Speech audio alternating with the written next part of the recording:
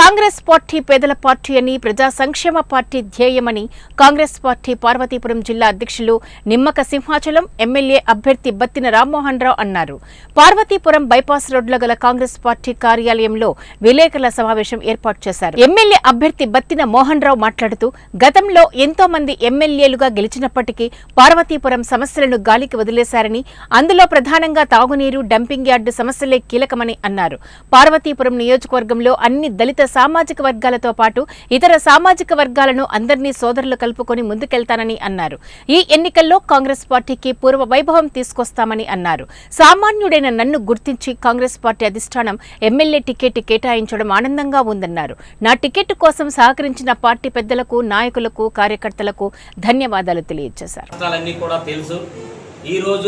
భారత జాతీయ కాంగ్రెస్ పార్టీ దళితుడినైనటువంటి నన్ను గుర్తించి కాంగ్రెస్ పార్టీ అభ్యర్థిగా పార్వతీపురం నియోజకవర్గం నుంచి టికెట్ ఇచ్చిందంటే అదే నా గెలుపని నేను ఈ సందర్భంగా తెలియజేస్తున్నాను.